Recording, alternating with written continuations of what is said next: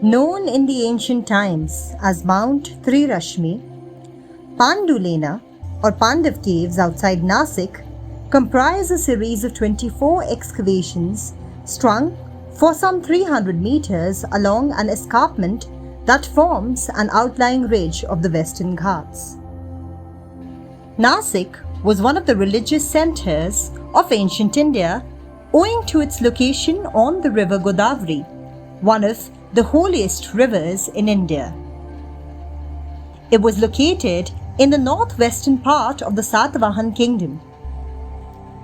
Because of its location on the border between the Satvahans and their adversaries Kshatraps, Nashik held great strategic importance, resulting in significant expansion of the monastery during the 1st and 2nd centuries CE with the addition of exquisitely carved caves. Consequently, the Pandu Leni help to reconstruct contemporary political events among all the monasteries of Western Ghats, notably the conflict between two ancient dynasties that contested for this part of the Deccan. Of all the caves in the Pandu Leni, caves 3 and 10 record support for the monastery both by Nahapan, the Kshatrap king, and his adversary Gautamiputra Satkarni, the Satvahan king.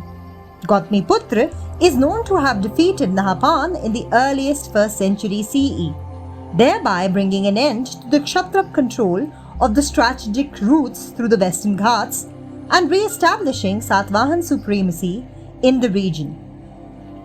Donations by these and other figures record funds to cover the cost of excavations and provide income from land grants for the expenses of religious ceremonies and everyday lives of monks and nuns. There is even a notice of a Yavan or a Greek sponsor in Cave 17. There is a total of 23 caves in the Pandu Leni complex, of which Caves 1 and 2 appear to be the oldest.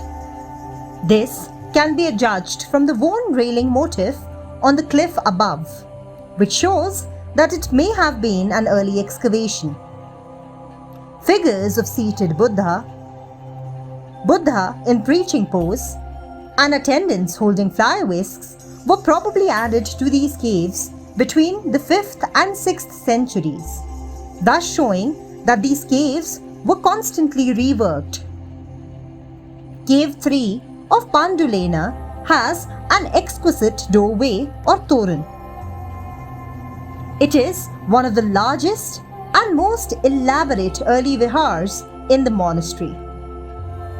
The 6 octagonal columns of its outer veranda have cushion-shaped capitals with 2-part bacchuses comprising tiny amalakas, inverted stepped pyramids, as well as brackets supporting the structures of seated elephants, bulls, and other beasts, all with human riders.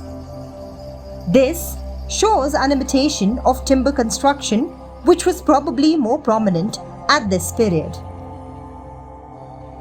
As per the inscription in Cave 3, it is clear that this cave was sponsored by the Satvahan queen Gautami Balashri. The next most important cave among a series of smaller caves is Cave 10, which is a well-preserved vihar imitating many features of Cave 3. There is, however, no balcony in this particular vihar. There are 6 inscriptions within, some large, with letters on veranda mentioning the Kshatrap king Nahapan and his son Ushabdat. One of these mentions a land grant in the 42nd year of reign of Nahapan. The hall, which is accessed through 3 doorways in the veranda, is generous in size, measuring 11 by 14 meters. It is surrounded by 16 cells with a panel in the middle of the rear wall. This has a crudely modeled guardian figure armed with a club, carved over an earlier relief stupa, presumably like that in Cave 3, of which the Harmika, a Bacchus, and triple chhatras can still be made out. Cave 18 includes a Chaitya, which dates back to the 2nd or 1st century BCE. It is notable for its richly adorned and well-preserved facade. A typical Chaitya arch in relief surmounts the central doorway to the hall. On the left of the central doorway is a male garden holding a bunch of flowers. If there was a similar figure on the right, this has been lost. The Chaitya arch in relief surmounts the doorway.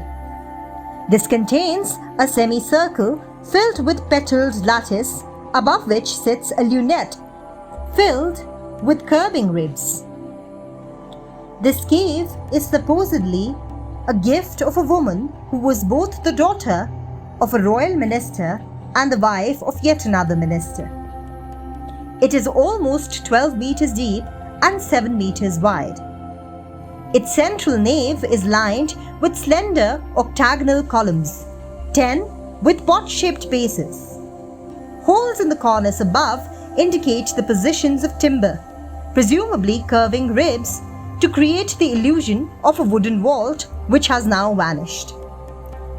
The monolithic stupa in the center has notably a high drum crowned with a small railing. The harmika has the usual inverted stepped pyramidal abacus but no chhatra.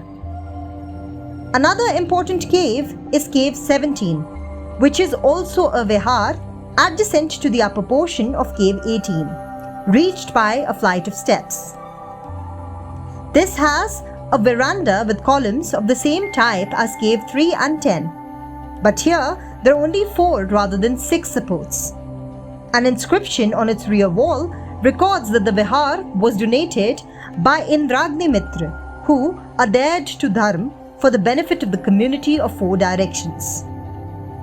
Cave 17 gives us the indication of trade with Greeks and also of Greek donors frequently coming to the empire and building these structures.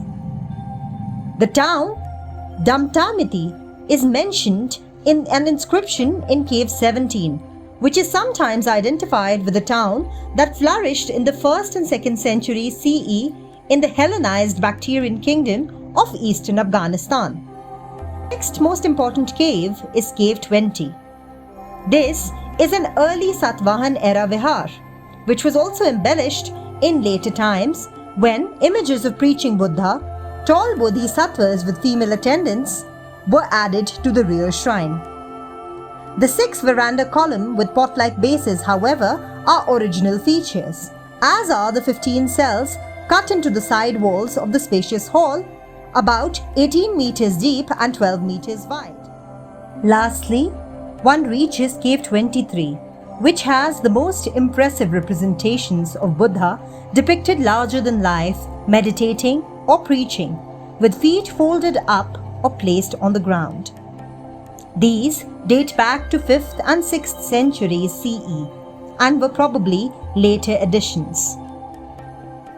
It is these sculptures that link this particular set of caves with sculptures at Ajanta and Ellora, thus showing that the caves of the Western Ghat can be studied together.